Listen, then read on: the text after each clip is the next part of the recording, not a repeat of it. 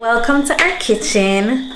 So we're about to make dinner together, and we just grabbed the camera and decided to just film because we wanted to talk about what to do after you have broken a purity vow. We get a lot of sermons around what not to do. We also get a lot of discussions about kind of coming back to God, but like, how do you do that? How do you come back home?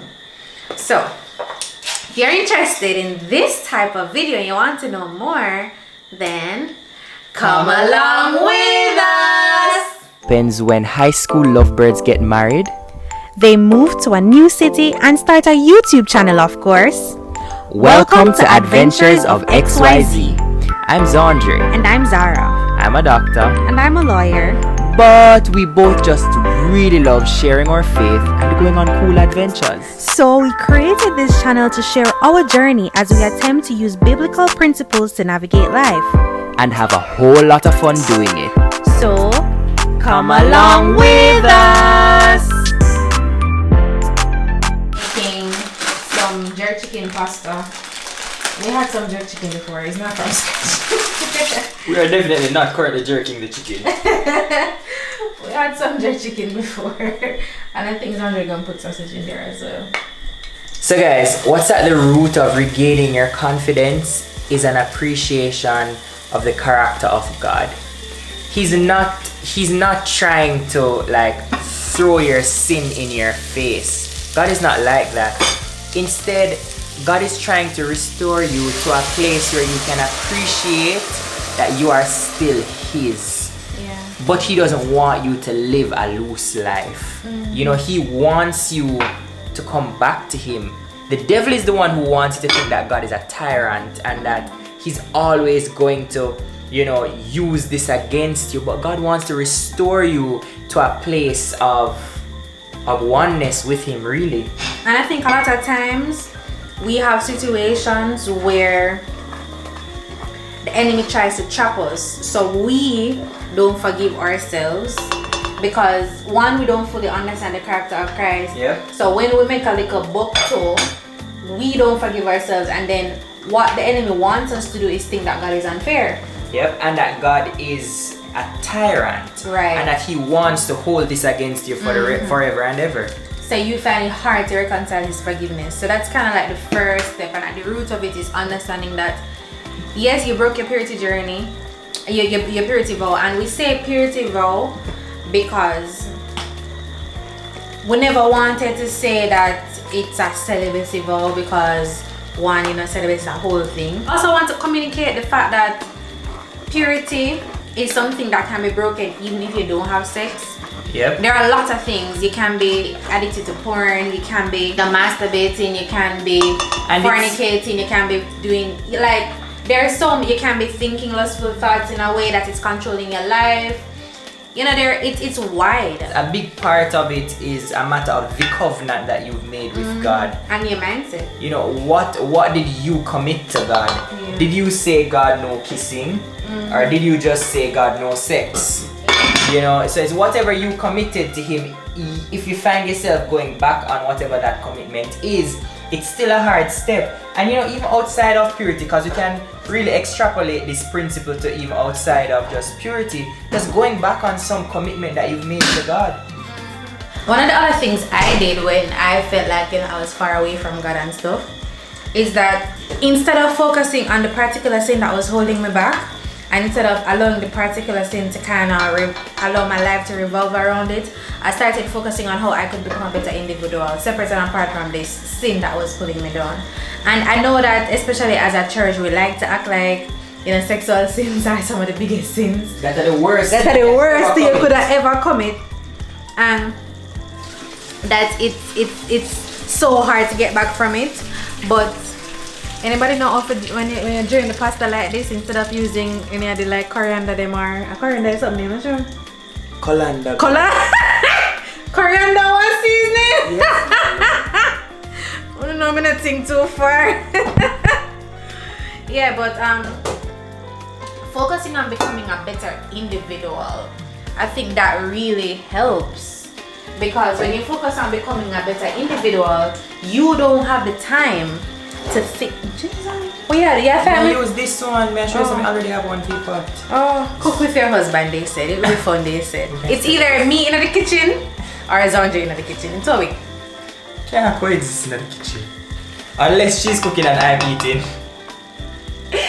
That's usually what. But I'm not complaining. You can do all that work, man. Yeah. Anyways, as we were saying, as I was saying, that focusing on becoming a better version of me, separate and apart from this sin that I've committed.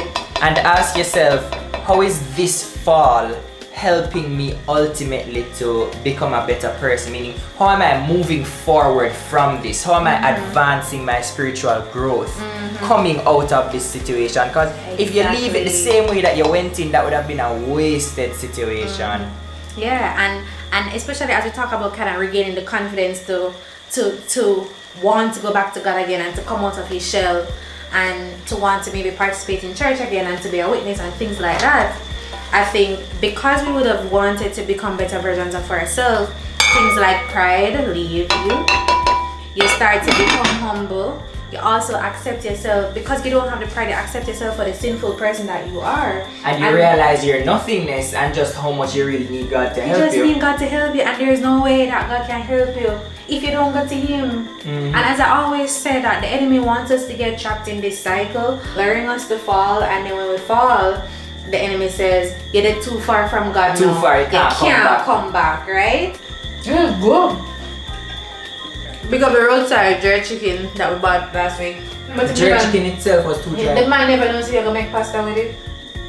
Boo-boo. So yeah, don't follow people. That's another other thing when you're trying to regain your confidence. Don't make people bother you. People are people and they're also broken.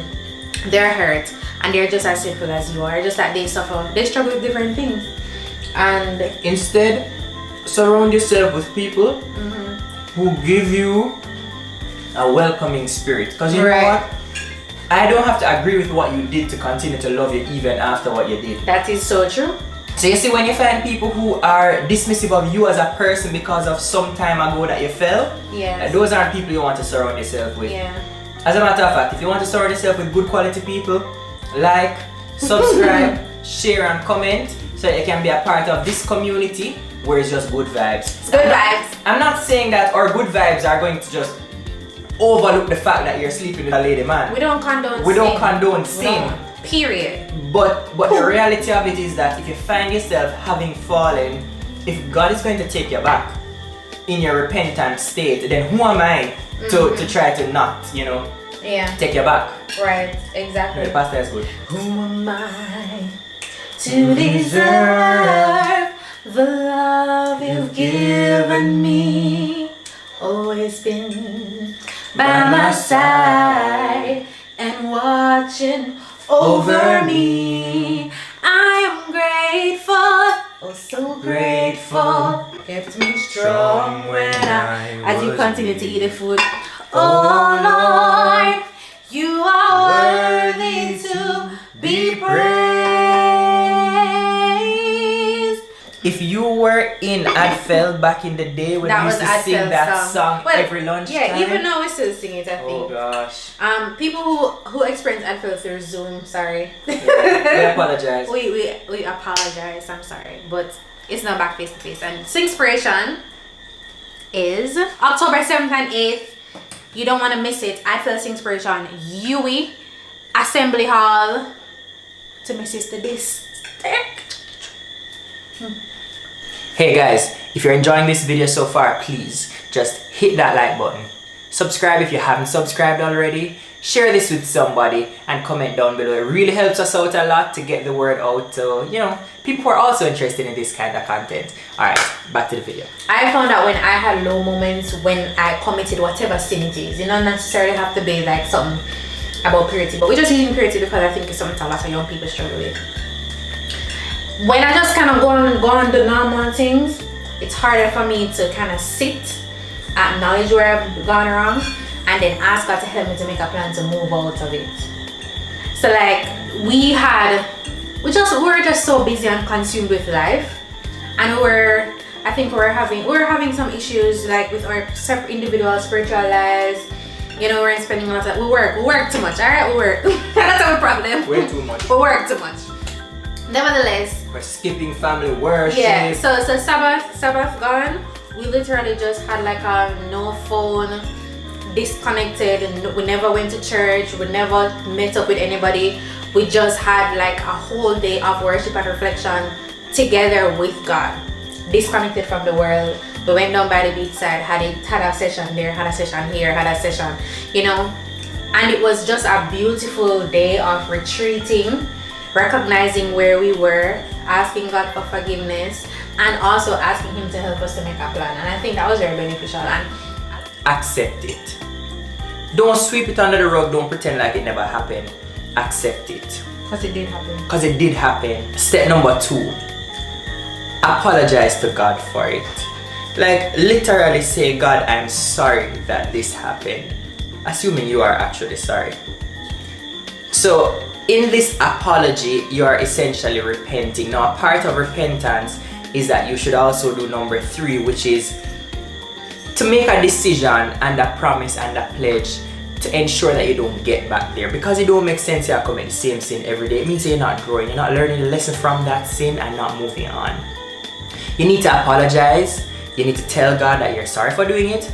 Then you need to make a concrete plan for how you're going to make sure you don't end up back there. Now in terms of making the plan, I really recommend that you sit down and write it. You sit down and write it. And as you're writing, I want you to not write from a place of this is what I want to do, but write from a place of okay, Lord, please tell me what to do. And I am writing the thoughts as I believe they're coming from you. So as you're telling me what to do, I'm putting pen to paper. Push pause. One time when Xaundre and I were like in a courtship, and Oh, that seems so long ago. fired it under his skin. We actually wrote something together and wrote it in a contract form and signed it. Yeah, suffice it to say, we broke the contract. Yeah, we did break the contract. Yeah. But then we To be did fair, it was a very strict contract. very, very strict contract. Like unreasonably strict, if I'm being honest. You know, like how they give you a 5, no, you mustn't come in like 10 centimeters off me. No, babe, I never that was it. But like we said, I wasn't going to go into any room that she's in. I would stand at the door. But then when you go and she offers you lunch and you end up in the room. Wedding. We were planning a whole wedding. How do you not go in the room? But we were a little bit overzealous, to be honest. But the point is, we had something plan. written down, so we had kind of Understanding. we had an understanding. Kind of like and a standard too. that's what I meant to say. We had something to hold us accountable. And I found it to be very helpful because even though we broke that vow, it still kept us on the right path. Yeah, I will never break enough of the other one then. No. Enough of the other commandments in the contract. Oh yeah, because they were like commandments. And then the next one is that you want to ask somebody to keep you accountable. I was gonna say that. That was what I was going to say. Oh, and not the person who you're trying to stay away from. No. That's a bad idea. And this is as it relates to the purity part of it. Right. If it's and because purity has so many facets, if it's a situation where it is something that you are in it alone, so it's a sin with yourself, Like self-abuse. like self-abuse, and are you alone? Yeah. There are a so lot many of other people. There are so many other people, and as much as people aren't forthcoming, you have a lot of groups online where it's just random people who you don't know. I think that's maybe one of the best ways to do it. We're going to drop some links because I would have already done the research. So we're going to drop some links down below for like groups that you can join and places that you can go for these resources. But if it's like porn, especially porn, I know it's a big thing among young people, stuff like that, you can just easy. I know that young people nowadays don't really use Facebook, but No, we don't. Xaundre, you don't use no social media. If you go into Facebook and into the group section, the group section is actually something on Facebook that is still very active, and there are groups on there that you might can find that can help you. I think also as well as accountability, we always say that we want better Christian friends and we want people to stay accountable, but I think if it starts with us being a friend, and if it starts with us taking up the responsibility to extend that link to somebody else, you're gonna frighten for no say.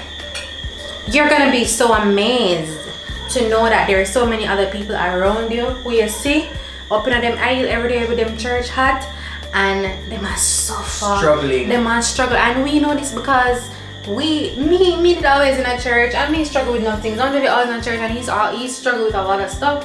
You wanna know if you don't talk to us, and if I don't come on the internet and say it. I mean, when I even made my testimony public, a lot of people were shocked because I looked like I had my life together. Guys, you see everybody who look like they have their lives together? They don't. Nobody has this thing together. And that's why we dance it out. Because every day you have to go back to God and you have to ask God just for enough strength to be sufficient for the day. Because you need a lot of strength for every day to deal with. You follow me? I just say that a friend indeed is a friend in need. And next week, baby. A friend in need is a friend indeed. I think this was a very good conversation. It was worthwhile. If you have overcome obstacles in your purity journey and you have more to share, then we would love to hear them in the comments.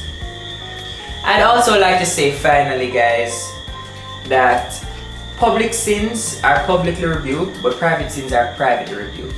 Or some other word instead of rebuke. I'm not really sure what the thing said. But anyway, the point of the matter is, if this is something that is not public, there's no need for you to go and make it public. Right. You don't need everybody to hear everything going on in your life, but you and Jesus need to talk about it. So there's no excuse for you not to talk about it with Jesus, but you have all the right to not have to share it with anybody else. You don't have to share it anymore. I would suggest though that you find at least one person close to you who you can trust and talk to them about it. It helps to offload it. And certainly start by writing it in your journal. I was about to say that. You guys know we love journals. Yeah, start by writing it in your journal. By the way, we should link the Dear Church Girl journal for all the church girls out there. Let me show you oil. So here it is. For my father's eyes only means that only Jesus I see the words. And your husband if him read yours. My husband don't even. This one is empty. I only started using it a little bit. But see, be still I know that I am still I know. And then the journal belongs and you put your name. And then my top 3 spiritual goals are. So it's a basic journal, nothing extra, just lines. However, it comes with how to journal. I have a little outline. I'm very proud of the journal outline. I've realized. And then Can you guys tell? Then we have journal 70 journal prompt. 70. I'm not good as a salesperson, you know. 70 journal prompts for days when you don't know what to say. You have 70 prompts. So yes, journal things then. Yeah, I'd really recommend that you write it down and you find somebody to talk to about it. But you can overcome it, guys. We have overcome. I mean, I'm sure you have made some promise that you. Who hasn't? Jesus. Oh yeah. But Jesus was sinless. Yeah. Sinless is Alright. Father, is life unto me, my life of scarlet. So guys, what I was saying is that you do not forget to like, subscribe, share, and comment. Okay? Those are also important steps in overcoming your having fallen from your purity journey. Big up on yourself. We'll see you guys next time on Adventures of XYZ. Bye guys. I'll go put her to bed now. Bedtime. My life of scars. So if you can't beat them, join them. Covering His life. When shall I know? Fullness of. This is good. You want to see it? It's really good.